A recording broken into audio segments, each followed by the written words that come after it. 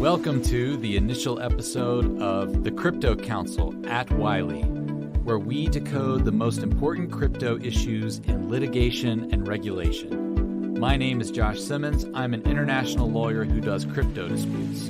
And I'm Frank, a securities litigator who also does crypto disputes. I think it's incumbent upon us, Frank, for our initial episode to say, why are we doing this? Why are we here? Who doesn't have a podcast now, Josh? But our podcast is going to be special, Frank. Okay. Well, we are special because we are at a firm that does this stuff day in, day out at the intersection of technology, finance, law. You've got the international piece. And crypto is this wild west of legal issues that really excites a lot of the people like us that work in this space. That's exactly right. It is fascinating that it transcends borders, as we're going to get into today. It transcends regulations and existing legal frameworks. We're a law firm based in Washington, D.C. We have about 250 lawyers. We specialize in regulations, disputes, a whole host of issues. And crypto touches on all of it. Just in the past year, I've been working on a dispute involving the largest Bitcoin mine in North America. Now guess, Frank, how deep is the largest Bitcoin mine? How deep is the basement of your client's house, Josh? I think it's actually at ground level, but it's quite a big warehouse. Nice. Yeah, no, I mean, this space is just, it's incredibly wild. I mean, for me, I think you know well that I used to be a large bank lawyer, a lot of old school finance companies. And I also love technology. And apparently crypto was the answer to how could I combine being a large financial litigator with my technology love. And that's how we wound up here.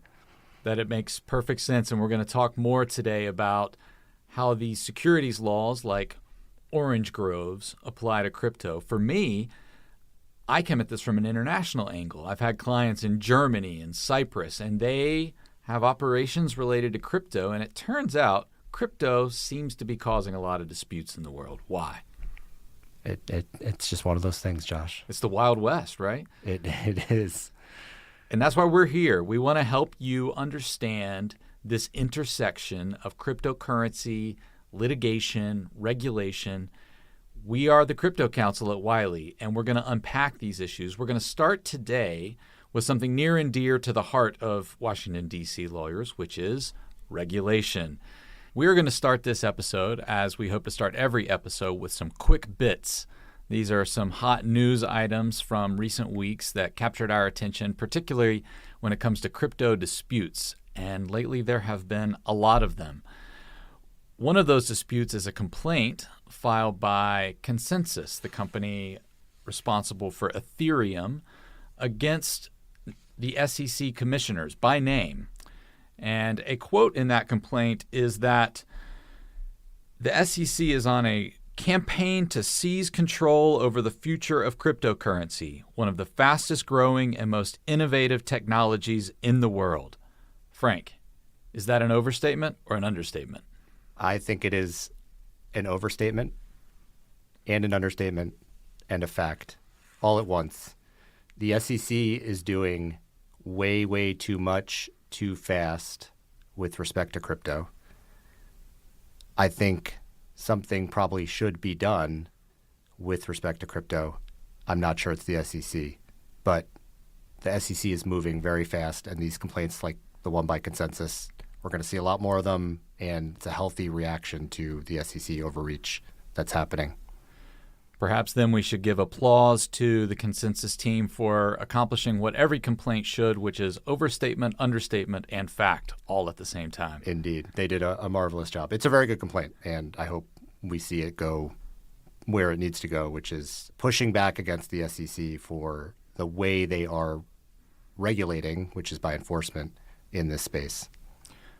Bit number two, probably the most famous, now infamous developments in the crypto space in recent years has been the collapse of FTX, the sentencing of Sam Bankman-Fried, and yet some strange silver lining came out that The creditors of FTX in the bankruptcy will recover all of their money plus interest. Frank, does this mean that we want more companies in the crypto space to go bankrupt, or is this just a fortunate timing? I'm definitely in favor of companies in the crypto space not going bankrupt. I hope they expand and grow and thrive.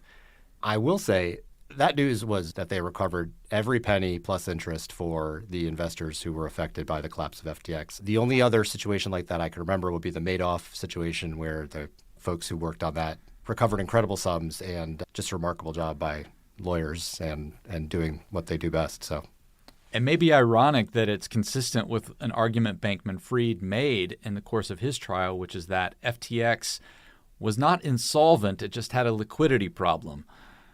Yeah, I think that to the extent people were wondering about the truthfulness of Mr. Bankman-Fried, the recent revelation of where the money was and that it was attainable, it certainly suggested that that was a large enterprise to ferret away money that succeeded wildly and then was ultimately brought to justice. This is probably not the last we'll hear of it, and Bankman-Fried will have a lot to think about while he's in prison for a while. Quite some time. Bit number 3, and this is hearkening to our topic of today. If the Ethereum complaint managed overstatement, understatement, and fact, I'm curious about your thoughts on our own amicus brief, where we argued that in support of Coinbase's litigation against the SEC, the Securities and Exchange Commission, that the SEC should engage in rulemaking of crypto. Is this an overstatement or an understatement? It depends who you ask. So our clients in that amicus brief, the Satoshi Action Fund and the Texas Blockchain Council, would say that the SEC should not regulate at all because the states should be driving that conversation. They should be doing something to put some guardrails around an industry that is growing. In Coinbase's case, for Coinbase, they desperately want the SEC to regulate in some way, shape, or form, to tell them what the heck is going on. What are the rules of the road for an exchange, a platform like Coinbase? It's really unusual. It is probably the only instance I could think where a company is asking to be regulated. And it really is just a reflection of the fact that the SEC, by doing its enforcement-based regulation, which is incredibly unpredictable, it's so much harder for companies to grow, to build, to launch in this space without a clear understanding of what the rules are. So it is unusual, and depending on who you ask, you might get a different answer, but there should certainly be some regulation, by whom I think is a really open question. And that is why we are here. We want to be the CryptoCounsel who help companies understand what's happening in Washington with these regulations. It's incredibly complex. There's more and more litigation, and we're going to help you get to the bottom of it. And we're going to start with basics today.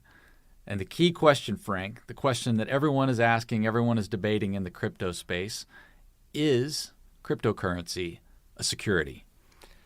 Yeah, this is the conversation, and it is incredibly complicated. Wait. The way it works is I'm cross-examining you.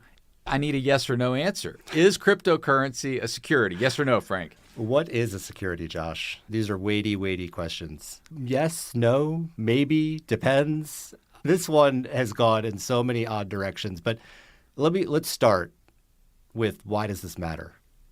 What does crypto in its various forms, as a technology, as a currency, being a security, mean for anyone?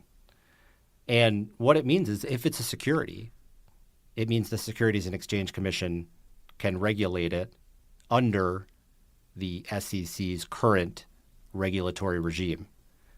And how that works with crypto is almost impossible, because crypto, you typically have a decentralized network with no single promoter, or what securities lawyers call an issuer.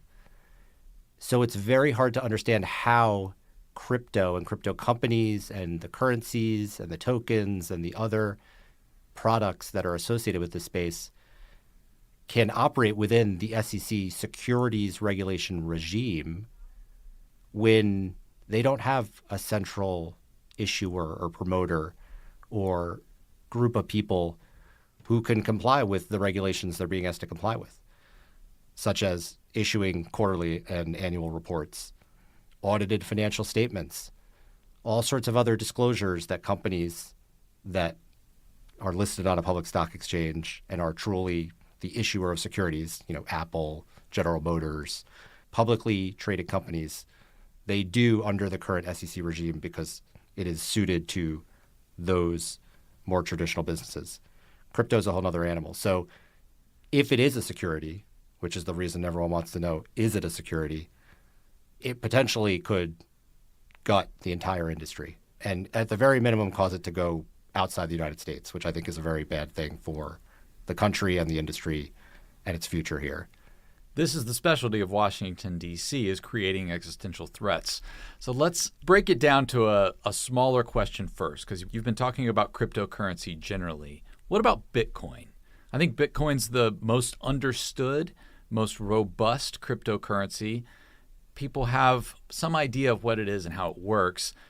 Is Bitcoin a security? It is not. And I can confidently tell you that right now, because the SEC and Chairman Gensler of the SEC has said and continues to say Bitcoin is not a security. The reasons why it is not a security, I think we'll get to in a second. Let's lay out first sort of the framework for how the SEC and others are attempting to think about whether crypto is a security or not. But Bitcoin, as it presently stands, is the one and only. It used to be Ethereum was also in this category, and Ether, but now it's just Bitcoin, is the one that has been specially plucked out as not a security. And we'll talk about why in a moment. Well, before we do, I have to share my favorite conspiracy theory on this, because we'll come back to the SEC commissioner more, I'm sure, Gary Gensler. But in researching the progeny of Bitcoin, where does it come from, who invented it, my favorite idea, well, it must be Gary Gensler, because there's no other way to justify why it's not a security, but all the other cryptocurrencies are. Yes or no? Yeah. Did Gary Gensler invent Bitcoin? It is true that Satoshi's Bitcoin wallet must be, I mean, I'm not even sure what the present value is, but if it is Gensler, as you suggest, and I'm interested to hear more about this, maybe on another episode, he would be a very rich man. So perhaps, yeah. But I mean, this whole is it a security thing, it's wild to me because I don't know if you're a fan of the Godfather movies, but in the Godfather movies, whenever oranges appear, something bad happens to a character, right? So there are many famous scenes involving oranges and then the death of the Godfather himself. The character famously finds a horse head in his bed, and the night before he's got a bowl of oranges on his dinner table. And there are other examples. I know where you're going with this oranges example, but I hope you're not saying that something bad's going to happen because we're talking about cryptocurrency. No, definitely not. But I do feel like every time oranges enter the conversation of is crypto a security, bad things happen. And that's because the whole test around which this conversation is revolving is from a Supreme Court case, 1946, called Howey, and it involves oranges and the sale of orange groves specifically. What did it say? They said, well, first of all, why were they saying it and talking about it in the first place? Security is actually, it is a defined term in congressional legislation that the SEC has to follow. And it has a bunch of specific things like stocks, bonds, things that people are pretty comfortable are securities. But then it has this thing called investment contracts. That's an example of the things that are securities in the definition. So the Supreme Court in 1946 was called upon to address an issue that arose from an investment opportunity involving the sale of orange groves. This company, the Howey Company, sold orange grove land to investors, most of whom were tourists at a hotel that Howey also owned nearby. And then they were separately offered, the investors were offered an opportunity to enter into an agreement with the Howey Company for Howey to manage the orange groves, to grow the oranges and other produce and sell it on the market. And then the investors would receive a portion of the profits. They would essentially pool together those profits and then give people a percentage based on the level of their investment. So the investor's profit was dependent on how well Howey did at growing oranges and selling them.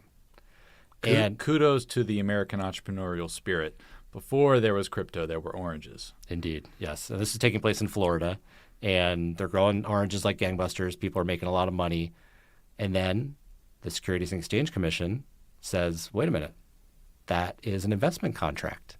You, Howey, were required under securities regulations to register this investment opportunity that you provided to these investors.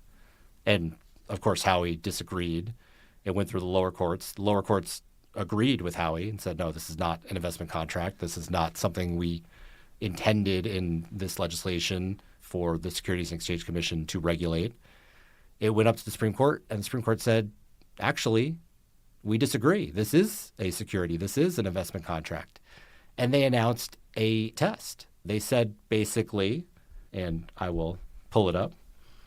So the Supreme Court said an investment contract means a contract where someone invests his money, that's the first thing, in a common enterprise, the second thing, and is led to expect profits, that's the third piece of it, from the efforts of the promoter or a third party. That's the fourth piece of the test. So you have to have investment in a common enterprise, expectation of profit, and that profit's going to come from the efforts of someone who is not you, a third party who you're placing your trust in. And they said by that standard, by that test, this Orange Grove opportunity is an investment contract that is a security, and so you have to go ahead and register with the SEC and meet whatever applicable requirements apply to you. And since then, this has become the cornerstone of every conversation, every court analysis of whether something's a security. So from 1946 to present day, you and I sitting here now, it's all funneled through this test. And there's been not a whole lot of development by the Supreme Court on the various pieces of that. So the lower courts, the district courts, the courts of appeals, are left to sort through it on a case-by-case basis and attempt to analogize between selling an investment opportunity in orange groves to things as sophisticated as these new technologies underlying various crypto networks, currencies, tokens, different sorts of new things that we've just never seen before. So let's start with the easy example we found, where apparently everyone now agrees that Bitcoin is not a security. Therefore, it is not an investment contract. How does the analogy work with the orange grove? Why is Bitcoin not an orange grove? So this is the funny thing is the SEC has said it's not. They have not supplied a ton of analysis, but what people are assuming, and I think this generally tracks, is Bitcoin was created by someone who no one has been able to locate, or maybe a group of people who did it in conjunction. But it is as decentralized can be. There is no promoter or central person, or in the case of securities, an issuer, who's sort of driving things. It is a truly decentralized network of computers, people, mostly anonymous to one another. And then because of that, it doesn't meet some of these various tests, the efforts of a promoter or third party, the common enterprise. It's very hard to map that concept onto the Bitcoin network, the big B, and little b Bitcoin, the currency that's native to it. We'll get into this decentralization because I think it's one of the key premises and promises of cryptocurrency that the proponents of crypto are championing, because historically, finance is centered in the banks, it's centered in certain institutions, and crypto offers a promise of decentralization. Anyone in the world can buy, sell crypto if they have computer access. And that's caused some positive stories, which we'll cover in later episodes, but it's also caused a lot of negative stories, potential scams and claims about those, which we'll get into as well. But that's the tension here, right? The SEC is trying to regulate crypto on the one hand, and on the other hand, there's a promise from decentralization. There are potential benefits here. Now, setting aside Bitcoin, which is not an orange grove, what about the other cryptocurrencies? This is what's been in litigation in recent months about the definition of a security as applied to cryptocurrencies. Coinbase has been at the center of it. What's the analysis looking like? Where's this heading? So since you raised Coinbase, those cases, the one against Coinbase being the most prominent, and now potentially one involving Robinhood, another trading platform, are strange because they don't even go at the underlying asset, digital asset, that is or is not a security. They're one step removed saying, well, you're a trading platform, a broker-dealer, again, to use more traditional securities law terminology, who's facilitating the sale or the purchase of these digital assets. And so you have to register in order to allow the purchase or sale of these unregistered securities. So that, I mean, it's a whole another layer of complexity. But looking at sort of the assets themselves, now we have something like Ethereum, which was, after Bitcoin, the biggest and I think most widely adopted cryptocurrency. And for a long time, the SEC was saying, no, it's not a security. And I think they were largely persuaded that it was similar to Bitcoin. At some point, Ethereum had a fork. It went off in a different direction for reasons we don't have to address here. And it switched its validation model to a proof of stake model. It moved away from proof of work, which is the one that Bitcoin still uses. And there is a sense among many that it's the proof of staking that feels a lot like pooling together money in a common enterprise with the expectation of profit by the efforts of a third party. And I think that is what dragged the SEC in the other direction and saying, okay, well, now this looks and feels a lot more like a security. What's their theory? Because you said that there hasn't been a clear explanation of why Bitcoin is not a security. What's the theory, the argument that the SEC is putting forward against Ethereum and the other cryptocurrencies? Well, I mean, in a lot of these cases, they're not even putting forward a theory directly in a rulemaking or in a sort of public document that is subject to some scrutiny. A lot of these things are starting as Wells notices by the SEC, which is an investigation outside the public view, where they're poking around to try to understand the contours of the business that is attached to the technology and whether or not it fits into the test. But I think generally speaking, the SEC is trying to understand and characterize, increasingly in enforcement actions that are happening in court, these companies that are crypto businesses as common enterprises where people are putting their money and someone has to run those businesses to return a certain level of profit to the investors to try to make them feel like any other business. I think at some level, the SEC wants to regulate the cryptocurrency businesses that are out there now as like any other business, regardless of the technology. And what I think the crypto industry and the true believers and the people that know this better than the SEC, because they're the ones who built it, the technology and the business is inseparable. And so it is a fundamentally flawed idea that you can regulate something like Ethereum or, its underlying native asset Ether and separate the business piece of that. They're one and the same. And I think the challenge, and I come at this from an international perspective, is that, yes, there could be an appropriate way to regulate this new digital asset. It's an interesting space. It's a new frontier.